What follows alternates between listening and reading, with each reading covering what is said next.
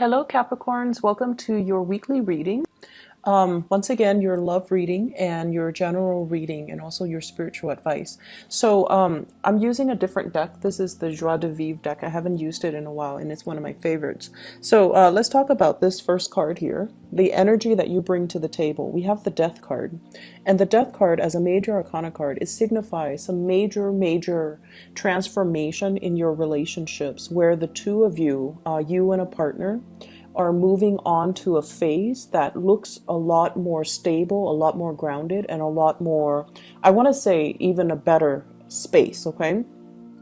Leaving the past baggage behind, the arguments, the fights, the lack of a sense of direction, or even consensus as to where the relationship is headed, what we're meant to do.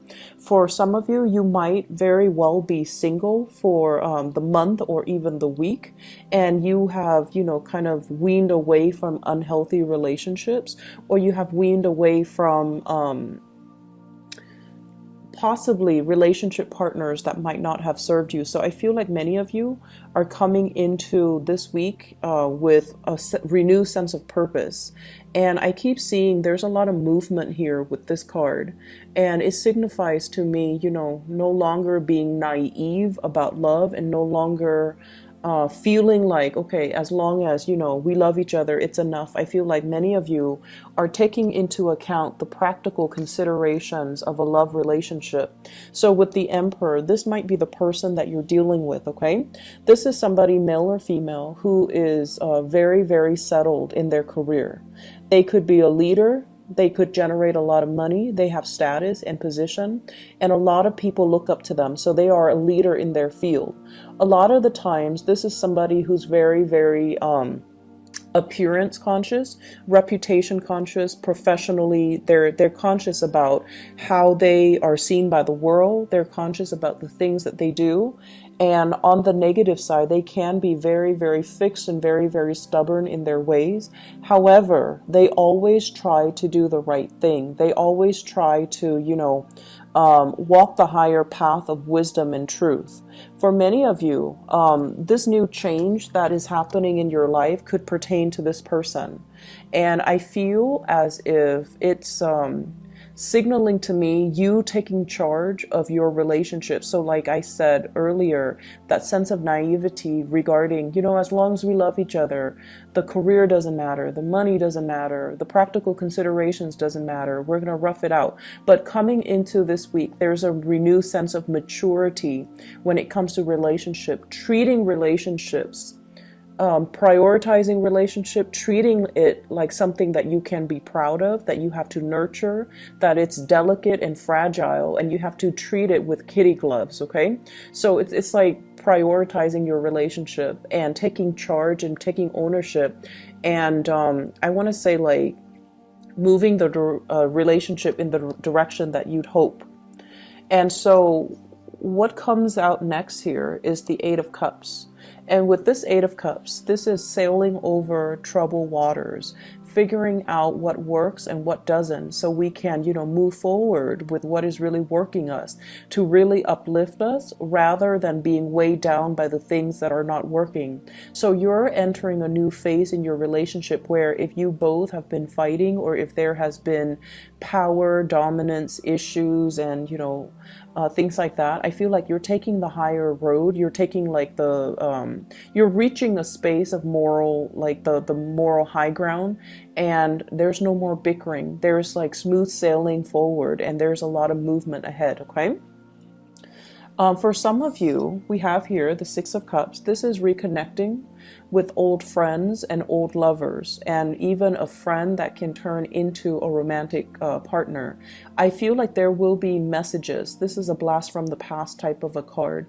Messages, communications from exes that you have moved away from, and because you're consciously making some really positive shifts in your life that are highly divinely guided, I feel like many of you are coming into this space where the past is reaching out to you. Whether you choose to re-engage, I feel like either way, it's making you quite happy. It's making you feel very appreciated, and I feel like there's going to be some type of a emotional gesture coming in from a person from your past, and they're going to express how pleased they are with you, or how they want to reconnect and how they want to reach out. Okay, so whether or not you choose to do that, that is up to you. For some of you, I feel almost like you're opening yourself up emotionally for this week. You're dealing with somebody that they seem really independent. They seem very stoic, self-possessed, and self-sufficient. But the stance that they're taking is, they might tell you, I need some help. I need you to be there. I need you to be my pillar of strength. So I feel like for some of you in relationships, you might play more of that emotional nurturing energy, or you might be the problem solver for your relationship partner. For others of you, if things have been very, very difficult, your partner is stepping up and exhibiting the energy of the Emperor, where they are problem shooting for you. They're problem solving for you, troubleshooting for you, and they're taking control of the relationship. And they're also going to, do a lot of things behind the scenes to advise you, to help you, to make the situation a lot smoother for you.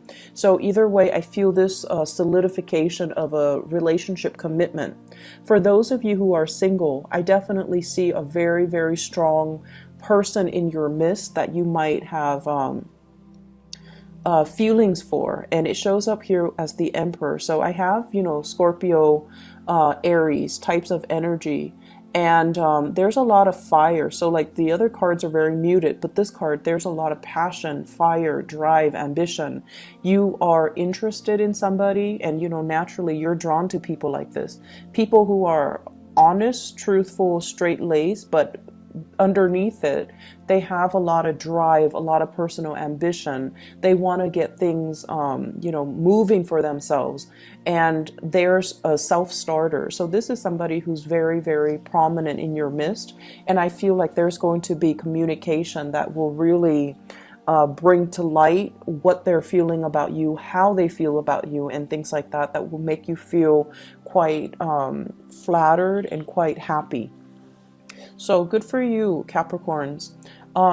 In other areas of your life, the first card that jumped out here, we have the Emperor showing up twice in two different decks.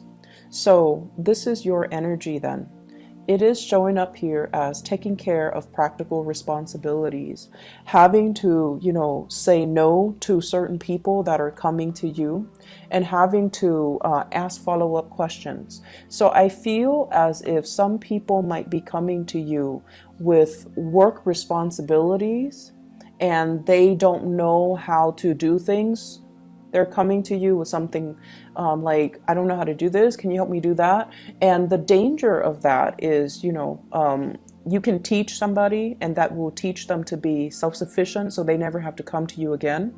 Or you can do it for them. And I feel like this is the card where people are coming to you to pick your brain, to ask you for advice, to ask you for to share your skills and your expertise. And I believe I mentioned about 2 weeks ago, if I'm not mistaken, hold things close to your chest. Don't reveal your plans. Don't get too chummy with coworkers, because I feel there is this prying energy. It's almost like they're not really there for your interest. They're trying to figure out what you're planning to do. They're trying to figure out, like, how would you solve this problem, to kind of steal your ideas. And I'm getting the same type of energy here, where it's really telling you, hold things very, very close to your chest. Assess a situation really carefully before you give yourself away. Okay, so whoever is coming at you, especially at work or even family members, and if they have a history of being very self-serving, or if they have hidden agendas, you really want to look at body language, look at their gestures, and try to assess if this is something that you need to help them with, or if this is something they can do on their own. So I feel like your energy is going to be very concentrated towards self-improvement, towards relationship sectors as well. And so you don't want to, allow that extra energy to dissipate to, I want to say, waste your energy or waste it on people who don't want to do things on them by themselves, and they expect you to kind of, solve all of their problems. So in the love relationship, you're taking a huge stance, you're stepping up and you're solidifying your relationships. In the work environment as well, I feel like you're going to need to exercise some type of loving detachment so that all these people coming at you don't wear out or don't, corrode your energy level. Okay, so I feel like it's going to be a busy week where you're being called upon as a consultant. You're being called upon to help a lot of people with their issues, to help a lot of people as well, to give them, concrete ideas, concrete plans. And so you're in a position where you are in very, very high demand. So be discriminate about what you're sharing with other people. You're also very visible and a lot of people look up to you. So make sure that, I don't need to tell you guys this because, you guys are very solid and sturdy. But if people are coming to you and like for mentorship, for example, and they're like, I don't know what to do. My life is, in disarray. Can you help me fix it? I feel like it's really critical for you to think about whether or not that's appropriate. So if it's a coworker and their life's in disarray, their personal life's in disarray, I don't feel that it's appropriate for you to, get too involved in their personal lives. You can give them general advice, but I would say drawing boundaries and telling them, I'm going to, you should defer to your psychiatrist, your therapist to help you with that. I can only give you, professional advice. So learning to draw boundaries and learning to be firm with some people. On the financial front, with the Four of Pentacles, this is a card about, holding tight to your money, building up that savings account, not spending like there's no tomorrow. So for some of you on the younger age spectrum, if you are in a job where you're starting to make a lot of money, just be careful about spending, buying gadgets, buying, cars, buying sound system, and buying things that you don't need, because I feel like you need to start saving up for a rainy day. Okay, so just because the money is rolling in, just be very careful about where you're giving your resources and how you're spending your money, because there is this universal law about money. Money that comes in fast will leave your hands very, very fast. So this is a good time for you to think about savings, even if you're very, very young and you don't think about retirement. But what I have here is a major escalation. So that means it's a good time for you to set aside some money and really,